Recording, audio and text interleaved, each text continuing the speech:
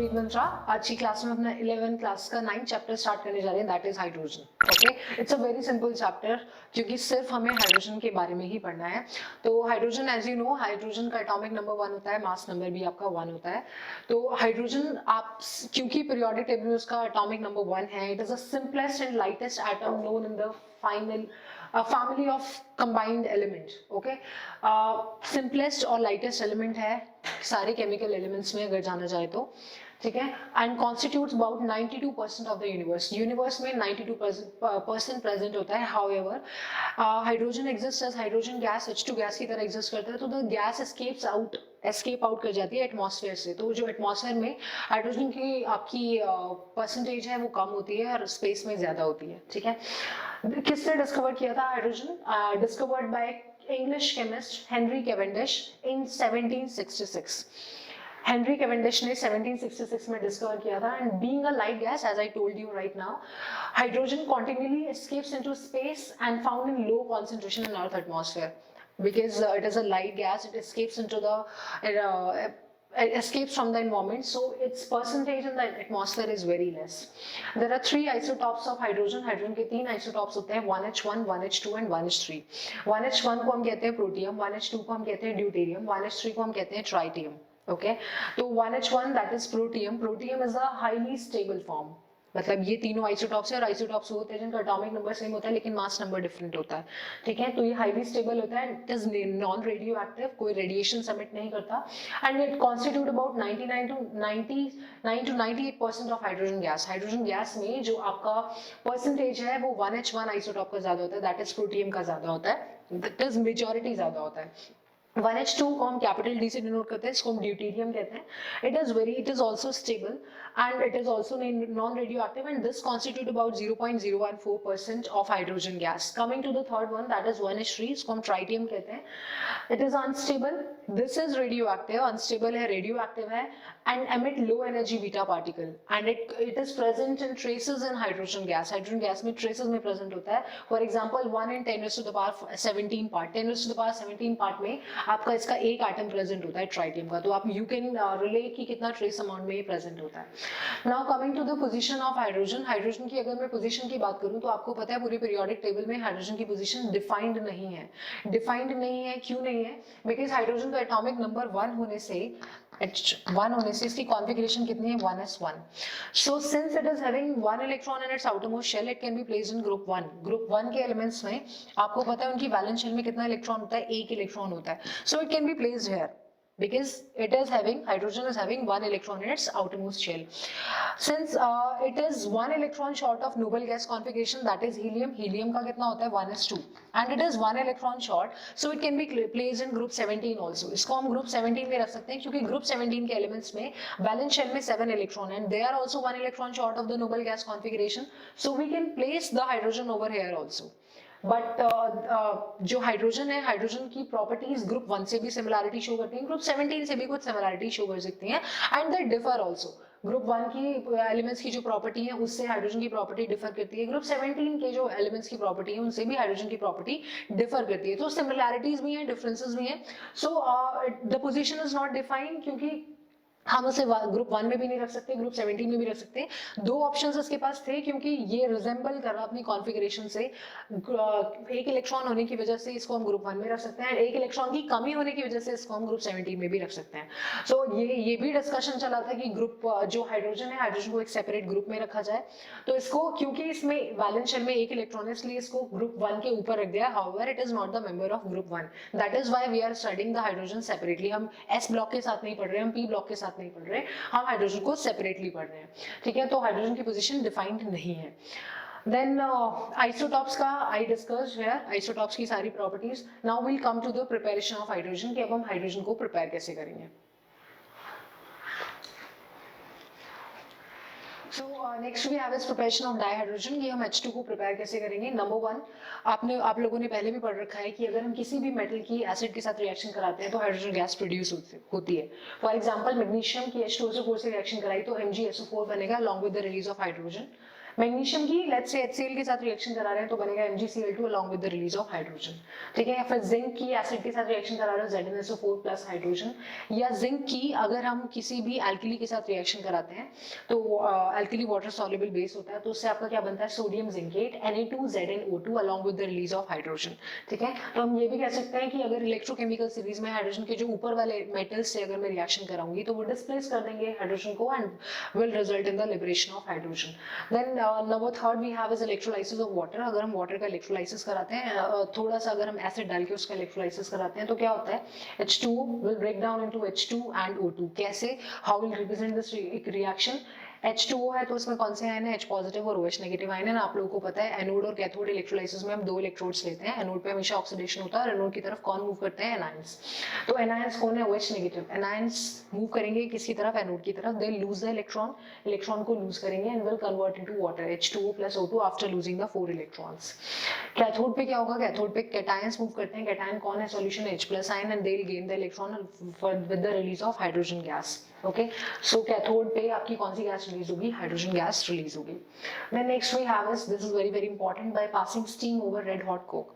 अगर आप red hot Coke से आप स्टीम को पास करते हो तो आपकी क्या बनती है, हाइड्रोजन गैस प्रोड्यूस होती है। For example the reaction of steam with Coke, black carbon, अगर आप रिएक्शन कराते हो तो इससे आपका कार्बन मोनोऑक्साइड और हाइड्रोजन का मिक्सचर बनता है, इसको हम कहते हैं water gas.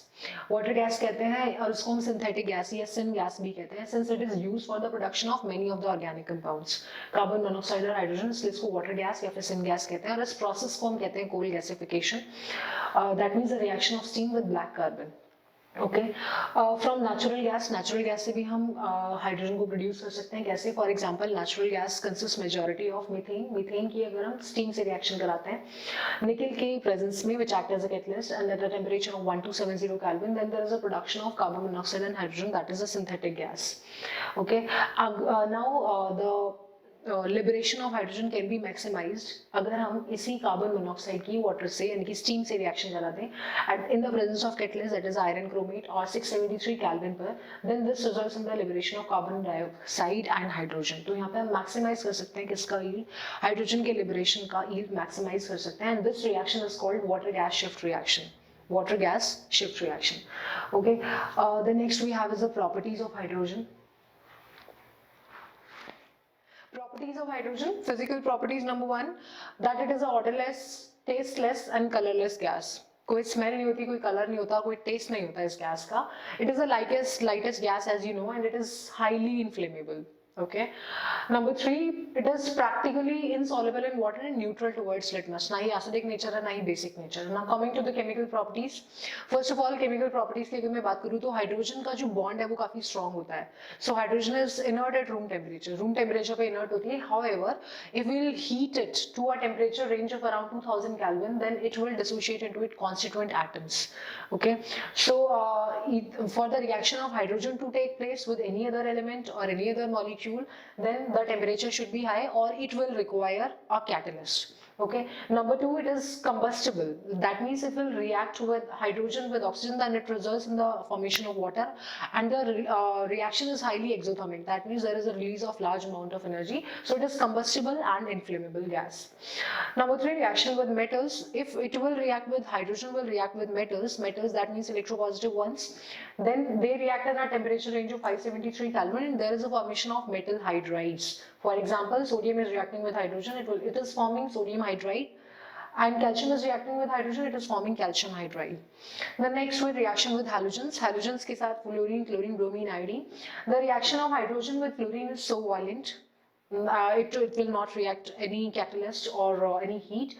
It is violent. The reaction of hydrogen with fluorine requires sunlight for the formation of hydrogen halide, and the reaction of hydrogen with bromine occurs at 670 Kelvin for the formation of hydrogen bromide, and the reaction of hydrogen with iodine requires a catalyst, that means the reactivity decreases down the group.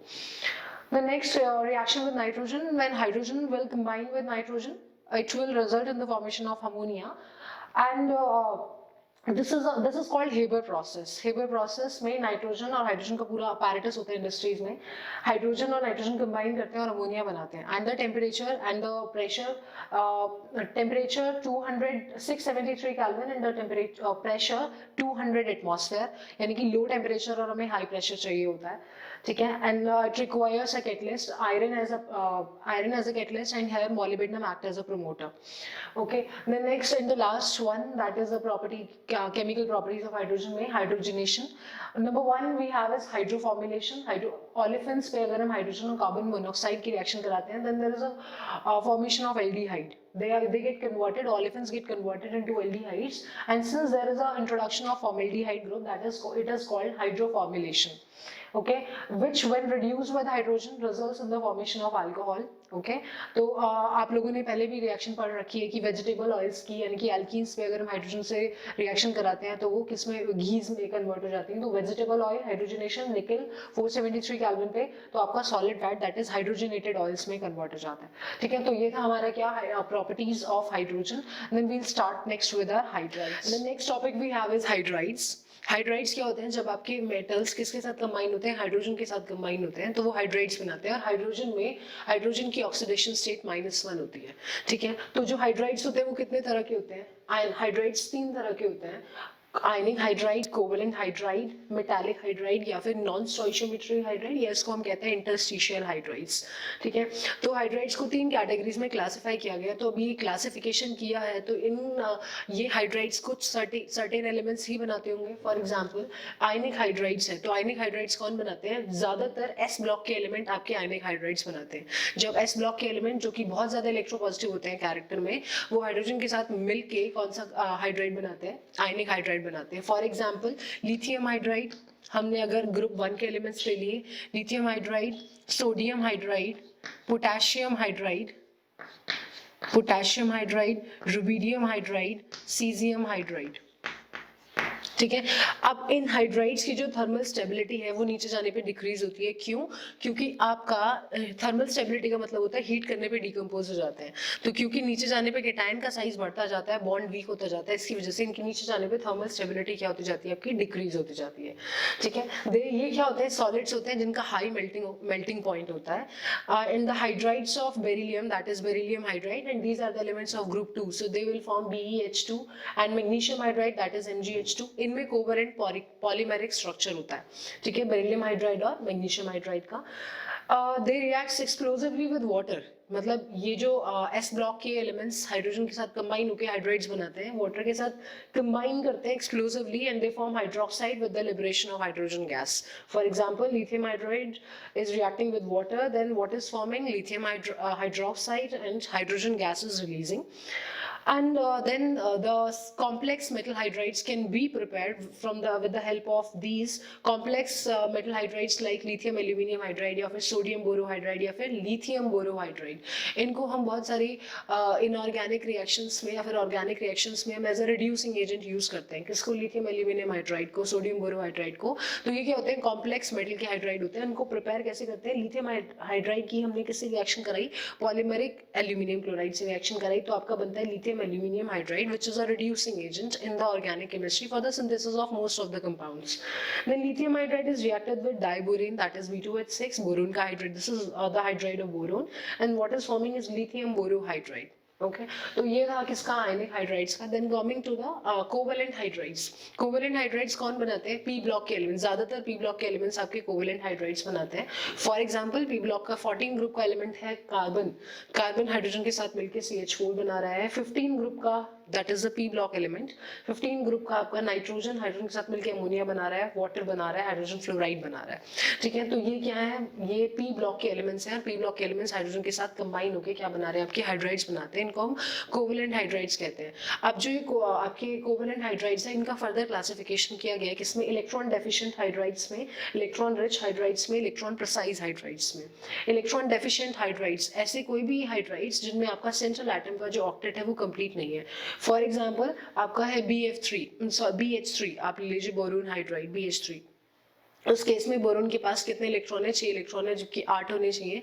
तो यानी कि group 13 के ज़्यादा सारे elements आपके क्या बनाते हैं, इलेक्ट्रॉन डेफिशिएंट हाइड्राइड्स बनाते हैं। तो all elements of group 13 form electron deficient hydrides. Now then there is a further classification which is electron rich hydrides. Electron rich hydrides मतलब जिनमें सेंट्रल एटम के पास लोन पेयर प्रेजेंट हो, उनको हम electron rich कहते हैं। एक्स्ट्रा मतलब extra electron present हो, बॉन्ड तो कंप्लीट हो ही रहे हैं, एक्स्ट्रा भी इलेक्ट्रॉन प्रेजेंट है। तो इलेक्ट्रॉन रिच हाइड्राइड्स कौन बनाते हैं, ग्रुप 15 से लेके ग्रुप 17 के एलिमेंट्स आपके क्या बनाते हैं, electron rich hydride. For example group 15 का एलिमेंट लिया नाइट्रोजन, नाइट्रोजन हाइड्रोजन के साथ कंबाइन होकर NH3 बनाता है। नाइट्रोजन के पास 5 इलेक्ट्रॉन होते हैं, 3 तो बॉन्डिंग में इन्वॉल्व है और एक लोन पेयर प्रेजेंट है। तो ये क्या है, इलेक्ट्रॉन रिच हाइड्राइड है। ग्रुप 16 का हमने वाटर ले लिया, वाटर आपके पास वैलेंस शेल में कितने इलेक्ट्रॉन होते हैं, 6 होते हैं। 2 आपके बॉन्डिंग में इन्वॉल्व हुए तो इसके पास कितने लोन पेयर प्रेजेंट है, 2 लोन पेयर प्रेजेंट है। ठीक है। Similarly with hydrogen fluoride, hydrogen fluoride में भी आपकी क्या प्रेजेंट है, 3 लोन पेयर प्रेजेंट है।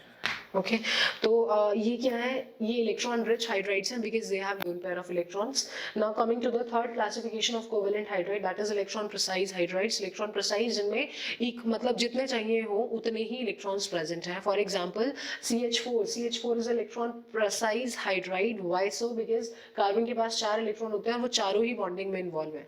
ठीक है, तो सारे एलिमेंट्स किसके, ग्रुप 14 के। Carbon is an element of group 14, since group 14 elements have 4 electron in the outermost shell, so they will form electron precise hydrides. Okay, so this is the classification of covalent hydrides. Now coming to the third one, that is a metallic या फिर non stoichiometric hydrides या फिर interstitial hydrides. अभी जो हमने ये पढ़े थे that was stoichiometric hydrides. Stoichiometric hydrides में क्या होता है, आपके जो भी हाइड्राइड का कंपाउंड बनता है उसमें जो एलिमेंट्स होते हैं वो एक आपके होल नंबर्स के रेशियो में प्रेजेंट होते हैं। But what about the non स्टोइशियोमेट्रिक, non स्टोइशियोमेट्रिक hydrides में जो नॉन स्टोइशियोमेट्रिक हाइड्राइड्स या कंपाउंड्स वो होते हैं जिनमें जो केमिकल कंपाउंड है उसमें जो एलिमेंट्स हैं आपके होल नंबर के रेशियो में कंबाइंड नहीं है। For example lanthanum hydride, lanthanum hydride में हाइड्रोजन कितना है, 2.87, that is not in the whole numbers. कितने सारे एग्जांपल्स लिखे हैं। तो ये क्या होते हैं, नॉन स्टोइशियोमेट्रिक हाइड्राइड्स होते हैं। और नॉन स्टोइशियोमेट्रिक हाइड्राइड्स कौन बनाते हैं, D ब्लॉक के एलिमेंट्स एंड F ब्लॉक के elements, that is the lanthanides and actinides. Okay, तो D ब्लॉक में भी सारे नहीं बनाते। Elements in the middle of D block do not form hydride, जो मिडल में होते हैं उसमें वो हाइड्राइड नहीं बनाते एंड और उस गैप को हम कहते हैं हाइड्राइड गैप। ओके, तो elements of group 7, 8 and 9 do not form hydride. 7, 8 और 9 के जो एलिमेंट्स हैं वो हाइड्राइड नहीं बनाते। And in the group 6 only chromium form the hydrides. Group 6 में सिर्फ क्रोमियम ही हाइड्राइड बनाता है। 7, 8 और 9th ग्रुप जो है आपका D ब्लॉक का वो हाइड्राइड्स नहीं बनाते। एग्जाम्पल है, since I told you non-stoichiometric hydrides है तो उनके example है lanthanum hydride, that is hydrogen is 2.87, ytterbium hydrides that is 2.55, titanium hydride that is 1.8, zirconium hydride that is 1.9, vanadium hydride that is 1.6, niobium hydride that is 0.7 and palladium hydride that is 0.7, in which the hydrogen is 0.7. So in those compounds, in these hydrides, the ratio of the elements is not in the whole number, so that is why they are called non-stoichiometric hydrides. Okay, now coming to the water, that is our next compound. Then the compound of hydrogen we have is water. Water, as you are all aware of, that all the major part of all the living organism is majorly made up of water. Okay, and how water is important for our survival, for the drinking purpose. So coming to, so you all know about the water and how about its importance. So coming to the physical properties, the chemical properties and its structure. So physical properties, as you know, that it is a colorless, odorless and tasteless liquid. Colorless होता है, odorless होता है, tasteless liquid होता है. Number 2 is because of the H plus and OH negative ion, it is neutral to litmus. Pure water is neutral to litmus and is bad conductor of electricity. If you want to conduct the electricity, then you have to add some acid into it, a little amount of acid. And as you all know that the boiling point of water is 100 degrees Celsius, that is 373 Kelvin, but at a pressure of 1 atmosphere. Then next one, due to presence of hydrogen bonding, water is high boiling point. अब आपको पता है water के molecules associated होते हैं किससे, hydrogen bonding से. कैसे associated होते हैं, ये एक water molecule है, दूसरा water molecule है, associated है किससे, hydrogen bonding से. तो क्योंकि hydrogen bonding है इसलिए इसका boiling point, उसका enthalpy of fusion, the enthalpy of vaporization is very very high. It is a universal solvent because of its polar nature. ये अपने यूनिवर्सल सॉल्वेंट की तरह यूज किया जाता है. पोलर क्यों है? Because of the difference in electronegativity of oxygen and hydrogen in the structure of water. Oxygen और हाइड्रोजन के बीच में इलेक्ट्रोनेगेटिविटी का डिफरेंस है, जिसकी वजह से it has partial negative charge and it has partial positive charge. ठीक है, ये बॉन्ड कैसा हो जाता है? पोलर हो जाता है, और इसीलिए हम इसे यूनिवर्सल सॉल्वेंट की तरह यूज करते हैं. Then coming to the chemical properties. Chemical properties number 1 है dissociation of water. That is a self ionisation of water. ये हम इक्विलिब्रियम में भी बढ़ चुके हैं कि वाटर खुद से आयनाइज होता है. वाटर एक मॉलिक्यूल दूसरा मॉलिक्यूल क्या करता है? एक अपना H+ लूज कर देगा और किस में कन्वर्ट, दूसरा गेन कर लेगा. ठीक है, इसने इलेक्ट्रॉन गेन कर लिए, लोन पेयर है इसके पास, इसने H+ गेन कर लिया इससे, तो बना H3O पॉजिटिव, और इसका किस में कन्वर्ट हुआ? OH नेगेटिव में. ये इसमें कन्वर्ट हुआ और ये इसमें कन्वर्ट हुआ. क्योंकि इसने H+ क्या किया है? लूज किया है, तो ये किसकी तरह एक्ट कर रहा है? ल्यूइस एसिड की तरह, ल्यूइस एसिड. और क्योंकि इसने गेन किया और गेन करके इसमें कन्वर्ट हुआ है, किसकी तरह एक्ट कर रहा है? ल्यूइस बेस की तरह, ल्यूइस बेस की तरह. ल्यूइस एसिड से क्या बन रहा है? This is Lewis acid. किस में कन्वर्ट हो रहा है? ये एसिड है तो कॉन्जुगेट बेस बनता है, तो दिस इज कॉन्जुगेट बेस. और ये बेस था तो क्या बन रहा है? Conjugate acid, conjugate acid. ठीक है, तो वाटर का क्या होता है? सेल्फ आयनाइजेशन होता है, और इसी सेल्फ आयनाइजेशन की वजह से वो जो आपका वाटर है वो एम्फोटेरिक नेचर शो करता है. एम्फोटेरिक मतलब द वाटर कैन बिहेव और show the properties of acids as well as bases. So here HCl is reacting with water. HCl is an acid, so water will act as base. Water base की तरह काम करेगा. ये acid है तो ये अपने H+ lose करेगा and it will convert into Cl negative. When H+ will gain the electron, it will convert into H3O positive. Okay. Then in the next step, ammonia is a base and water will act as acid. So water acid की तरह काम करेगा, तो it will lose the H+ ion and will convert into OH negative. Ammonia will gain the H+ ion and will form ammonium ion. Okay, so water, this is the amphoteric nature of water. Coming to the next property, that is reaction with metals. Metals water के साथ reaction करते हैं और hydroxide बनाते हैं along with the liberation of hydrogen gas.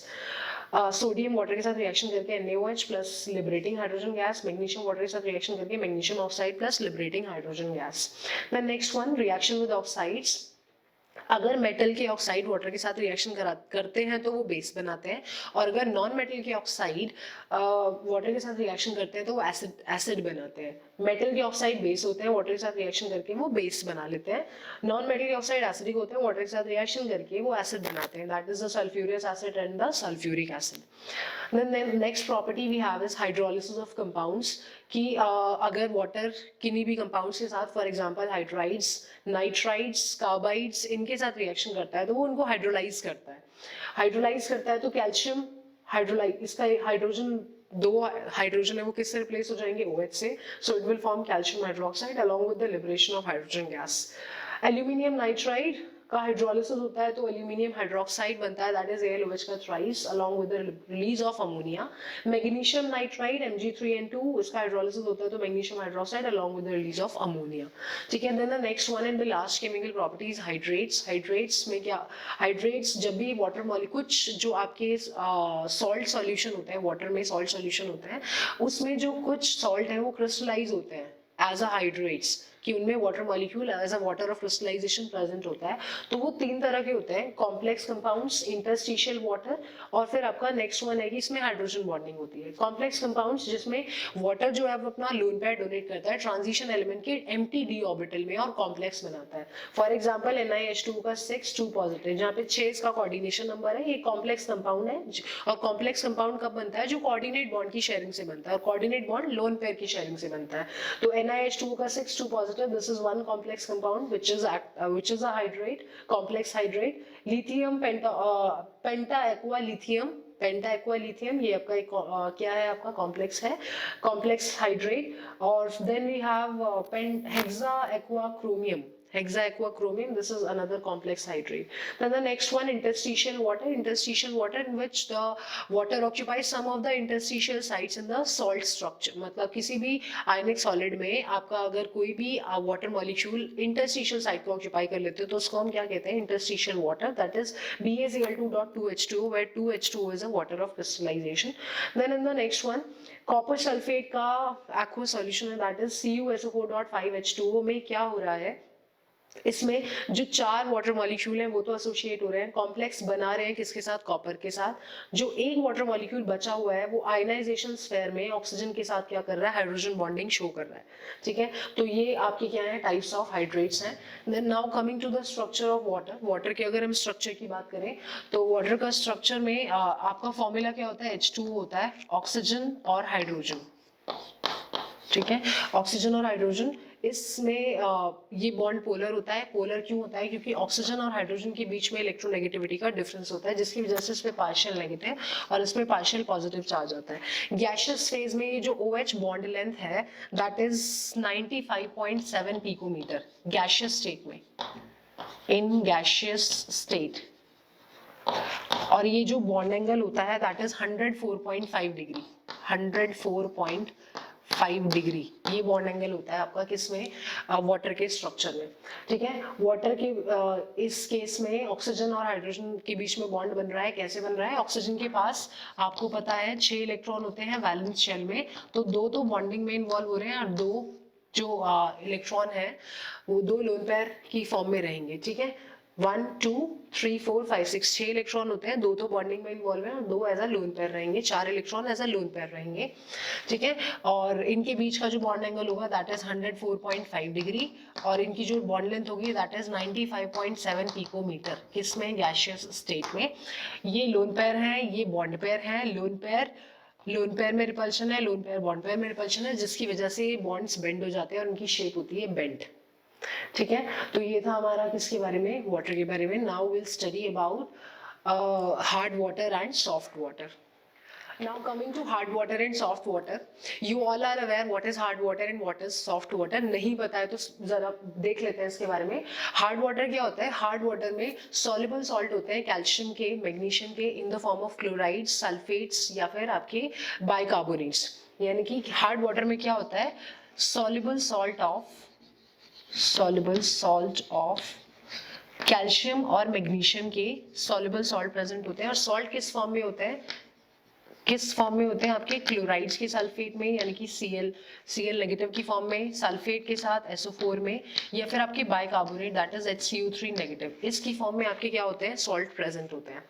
ठीक है, और हार्ड वाटर सोप के साथ लेदर की फॉर्मेशन नहीं करता. क्यों नहीं करता? क्योंकि आपको पता है सोप का फॉर्मूला होता है C17H35COONA. ठीक है, ये क्या है? Sodium stearate. This is the formula of soap. जब हम इसको हार्ड वाटर में डालते हैं, सोप को हार्ड वाटर में डालते हैं, हार्ड वाटर में क्या है? सॉल्ट है, जैसे फॉर एग्जांपल कैल्शियम क्लोराइड, इसका सॉल्ट प्रेजेंट है.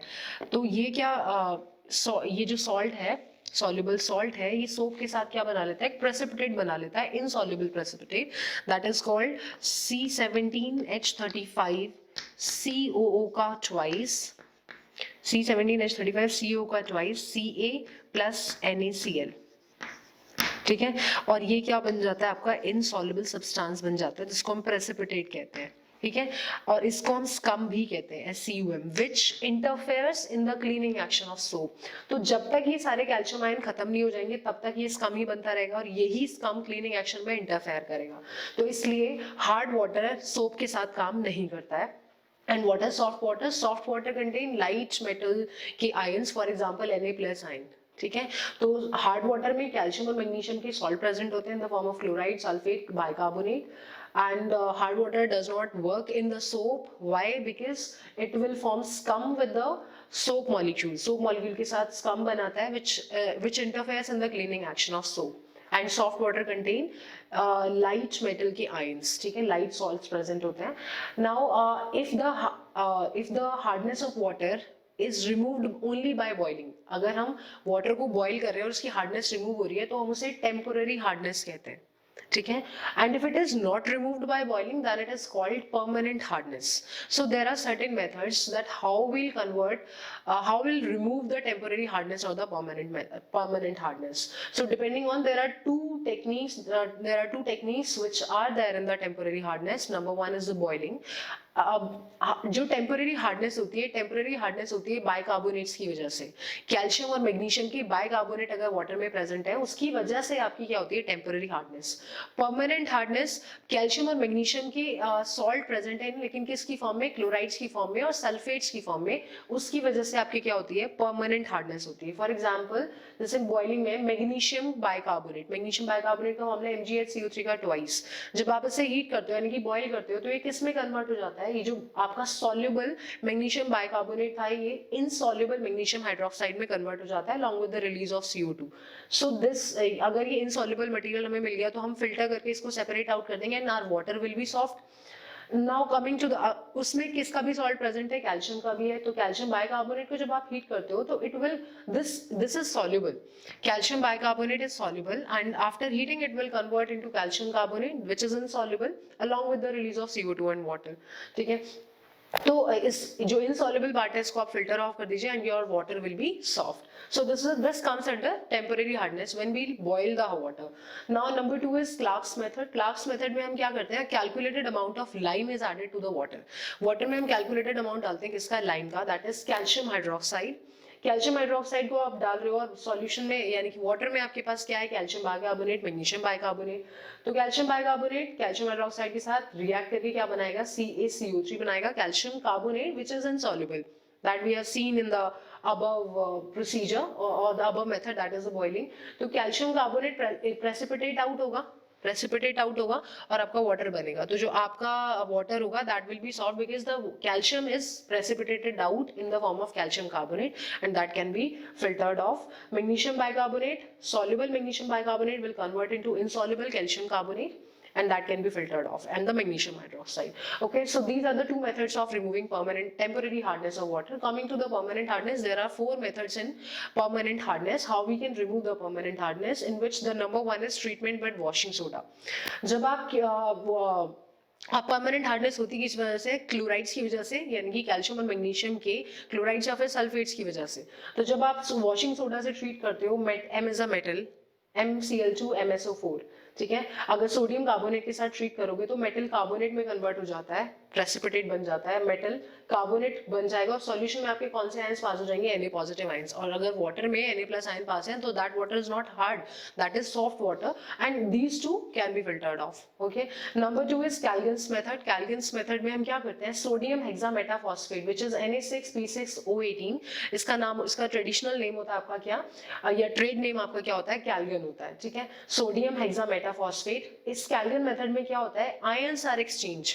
जब हम सोडियम हेक्सामेटाफॉस्फेट को किसके साथ ट्रीट करते हैं, हार्ड वाटर के साथ ट्रीट करते हैं, और हार्ड वाटर में कैल्शियम और मैग्नीशियम के आयंस हैं. तो this sodium hexametaphosphate will dissociate to give 2 Na positive plus Na4P6O18 minus 2. Now these will combine with the calcium plus 2 ions and the magnesium plus 2 ions, and there is exchange of ion and they will form a soluble complex. ये आपका क्या बना लेता है, soluble complex बनाता है, that is Na2MP6O18 minus 2.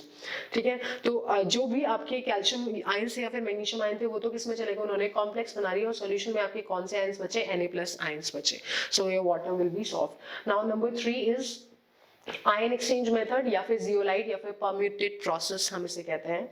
और इस प्रोसेस में हम क्या करते हैं, जियोलाइट ऐड करते हैं. जियोलाइट जैसे कि sodium aluminium silicate, that is NaAlSiO4, जिसको हम रिप्रेजेंट कर सकते हैं Na, इस वाले पार्ट को मैं Z से ट्रीट कर रही हूँ, NaZ, दैट इज जो आपकी NCERT में दिया हुआ है.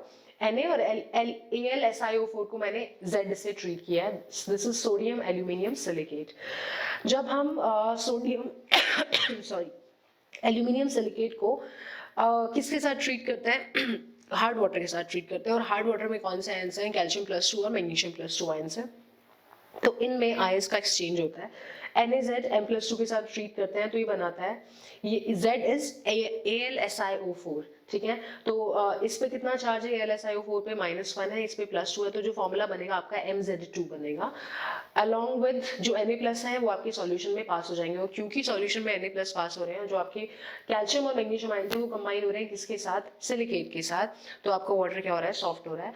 And if in this particular process जब सारे Na+ आयन खत्म हो जाएंगे इस सिलिकेट से, मतलब जो आपका सोडियम एल्यूमिनियम सिलिकेट है, सारे Na+ आयन चले जाएंगे, तो ये दिस विल गेट एग्जॉस्ट, जो आपका सिलिकेट है वो एग्जॉस्ट हो जाएगा। So in order to regenerate this and sodium aluminium silicate, we treat the metal aluminium silicate with sodium chloride के साथ treat करते हैं, by which NaZ will form, that is the sodium aluminium silicate will regenerate along with the MCl2, ठीक है। तो अगर हमें regenerate करना है सोडियम एल्यूमिनियम सिलिकेट को, तो हम जो भी मेटल एल्यूमिनियम सिलिकेट है उसको रिएक्ट करा देते हैं किसके साथ, NaCl के साथ। Now we have our fourth method. So next method we have is synthetic resin method, और इसमें हम क्या करते हैं, इसमें हमारे पास 2 कंपार्टमेंट होते हैं।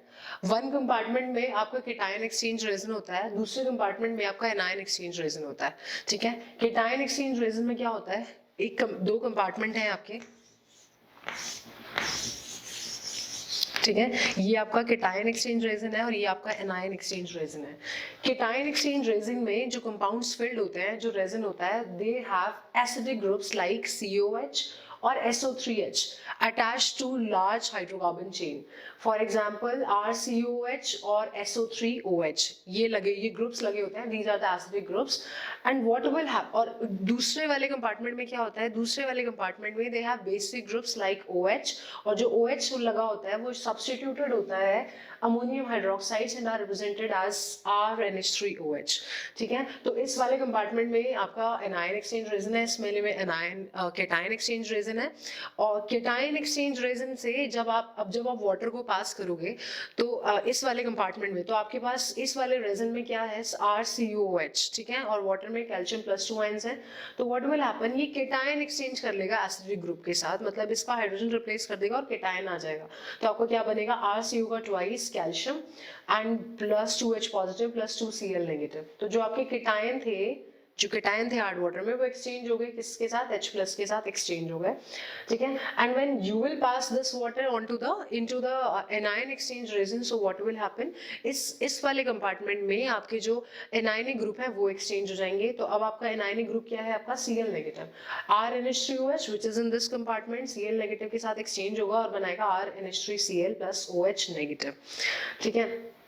तो आपके अब now this water is devoid of all the minerals, सारे केटायन और एनायंस एक्सचेंज हो चुके हैं, ठीक है। अगर जब ये आपका जो रेजिन है वो एग्जॉस्ट हो जाएगा, तो उसको रीजनरेट करने के लिए हम क्या करते हैं, RCO का उल्टाइज कैल्शियम, ये इसको ट्रीट करते हैं HCl के साथ, और इसको ट्रीट करते हैं किसके साथ, NaOH के साथ। So what will happen, RCOH फिर से जनरेट हो जाएगा, Ca2 positive +2Cl negative, and in this case RNH3OH दोबारा से जनरेट हो गया, Na पॉजिटिव और Cl नेगेटिव। तो इस मेथड से जो भी हमें वाटर मिलता है, that is a distilled water, very good quality water that is used in the industries, जिसमें which is devoid of all the minerals, ठीक है। तो ये हमारा लास्ट मेथड था किसका, परमानेंट हार्डनेस को रिमूव करने का। Now we are coming to hydrogen peroxide, जो हमारे लास्ट टॉपिक्स कुछ रह गए उनको कवर करते हैं। The next compound we have is hydrogen peroxide, that is H2O2. How do we prepare it? Number 1 preparation is कि हम हाइड्रेटेड बेरियम पेरोक्साइड का एसिडिफिकेशन कराते हैं डाइल्यूट सल्फ्यूरिक एसिड की प्रेजेंस में, तो आपका बनता है barium sulphate H2O2 plus 8 molecules of water, ठीक है। नंबर 2 है बायो इलेक्ट्रोलाइसिस। इलेक्ट्रोलाइसिस में आपको पता है कि हम एक्वस सॉल्यूशन में इलेक्ट्रिसिटी पास करते हैं, और एक्वस सॉल्यूशन किसका लेंगे, सल्फ्यूरिक एसिड और अमोनियम सल्फेट का 1:1 में ratio, that is equimolar mixture of sulphuric acid and ammonium sulphate. तो सल्फ्यूरिक एसिड किस में डिकम्पोज होगा, H पॉजिटिव में और बाइसल्फेट आयन में, that is HSO4 negative. Ammonium sulphate acidification कराने पे बनाएगा अमोनियम हाइड्रोजन सल्फेट, ठीक है। तो हमारे पास हाइड्रोजन सल्फेट क्यों बना, because NH4 positive ion is combining with HSO4 negative forming NH4HSO4, ठीक है। NH4HSO4 NH4 positive plus HSO4 negative. तो सॉल्यूशन में आपके H+ आयन से NH4 पॉजिटिव आयन है, HSO4 नेगेटिव आयन है। अब जब आप इलेक्ट्रिसिटी अप्लाई पास करोगे using the platinum as anode and graphite as cathode, so anode की तरफ कौन से आयंस मूव करेंगे, एनायंस मूव करेंगे, और एनायंस आपके कौन से HSO4 नेगेटिव। तो HSO4 नेगेटिव कन्वर्ट होगा H2 OH में, एंड क्योंकि एनोड पे ऑक्सीडेशन होता है it will lose electron and will convert into H2S2O8. Cathode पे क्या होता है, रिडक्शन एंड H पॉजिटिव और NH4 पॉजिटिव में दोनों कंपीट करेंगे और दोनों में से रिडक्शन पोटेंशियल H प्लस ही ज्यादा है, इसलिए 2 इलेक्ट्रॉन लेके हाइड्रोजन गैस में कन्वर्ट हो जाएगा. ठीक है, H2S2O8 का हम हाइड्रोलिसिस कराते हैं तो बनता है आपका peroxo monosulphuric acid, that is H2SO5 and H2SO4. इस H2SO5 that is peroxo monosulphuric acid का हाइड्रोलिसिस कराते हैं तो आपका बनता है hydrogen peroxide and sulphuric acid. ठीक है, तो ये 2 प्रिपरेशन है जो आपको याद रखनी है. Now coming to the physical properties of hydrogen peroxide. Number 1, it is a colorless, odorless and syrupy liquid, little dense. It has a bluish tinge, that means very pale blue color की tinge आती है इसमें, and is soluble in water. Water में soluble होता है all proportions में. Hydrogen peroxide में जो molecules associated होते हैं, they are associated with intramolecular hydrogen bonding, and this hydrogen bonding is more than the water molecules. जिस hydrogen bonding से water molecules associated होते हैं उससे कहीं ज़्यादा से associated होते हैं आपके कौन, intramolecular hydrogen bonding से molecules. ठीक है. Now coming to the chemical properties. Number 1, oxidizing action in acidic medium. अब हाइड्रोजन peroxide ऑक्सीडाइजिंग एजेंट की तरह भी काम करता है, रिड्यूसिंग एजेंट की तरह भी काम करता है, both in the acidic as well as basic medium. So first we will study the in acidic medium oxidizing action and reducing action, and then the basic medium में oxidizing action and reducing action. Oxidizing action in acidic medium, oxidise मतलब oxidise करवा रहा है दूसरों को, oxidise करा रहा है तो मतलब इलेक्ट्रॉन लूज करेगा. For example it converts Fe+2 to Fe+3. इसने +2 से +3 में गया एक इलेक्ट्रॉन लूज किया है, सो ये आयरन को ऑक्सीडाइज करा रहा है and is transforming into +3 oxidation state. ठीक है, Fe+2 to Fe+3 hydrogen peroxide है, किस में कन्वर्ट हो रहा है, H2O में कन्वर्ट हो रहा है. Now you will balance the equation according to the redox reaction के अकॉर्डिंग आप बैलेंस कर लोगे. लेड सल्फाइड को लेड सल्फेट में ऑक्सीडाइज करवा देता है एसिडिक मीडियम में. ठीक है, रिड्यूसिंग एक्शन एसिडिक मीडियम में manganese MnO4 negative permanganate ion, इसमें मैंगनीज +7 ऑक्सीडेशन स्टेट में है, +7 से किस में जाता है, +2 में जाता है. कितने इलेक्ट्रॉन का चेंज है, 5 इलेक्ट्रॉन, यानी कि 5 इलेक्ट्रॉन गेन कर लिए और Mn+2 में चला गया. ठीक है, HOCl को किस में कन्वर्ट कर देता है, Cl नेगेटिव में. Similarly coming to the oxidising action in basic medium में Fe+2 किस में कन्वर्ट हो रहा है, Fe+3 में. बेसिक मीडियम में आप बैलेंस कर लोगे सेम वही रूल से, Mn+2 Mn+4 में ऑक्सीडेशन हो रहा है यहाँ पे भी हाइड्रोजन peroxide, और ये किस में कन्वर्ट हो रहा है, OH नेगेटिव में. Reducing action in basic medium, iodine 0 से किस में जा रहा है, -1 में, तो इसने एक इलेक्ट्रॉन गेन किया है, 0 से -1 में गया हाइड्रोजन peroxide और बेसिक मीडियम में, तो you will balance according to the redox reaction. ठीक है, नाउ हाइड्रोजन peroxide को हम डार्क बॉटल्स में स्टोर करके रखते हैं क्योंकि ये सनलाइट की प्रेजेंस में क्या हो जाता है, आपका डीकम्पोज हो जाता है. ठीक है, फिर आपका एक लास्ट टॉपिक है that is heavy water. Heavy water में आपके हैवी हाइड्रोजन का आइसोटॉप प्रेजेंट होता है दैट इज ड्यूटेरियम D2O, जिसको हम क्या कहते हैं, हैवी वाटर. तो ये हमारे इस चैप्टर के सारे टॉपिक्स हम ऑलमोस्ट कवर अप कर चुके हैं. If in case you have any doubt तो प्लीज़ कमेंट करना मत भूलिएगा, और कोई क्वेश्चन, किसी भी क्वेश्चन में अगर आपको प्रॉब्लम है, कोई टॉपिक नहीं क्लियर हुआ तो प्लीज़ कमेंट जरूर कीजिएगा. We are ending this chapter, यहीं पे हम ख़त्म कर रहे हैं. Next chapter we will start with the P block elements and S block elements. तब तक के लिए बाय बाय.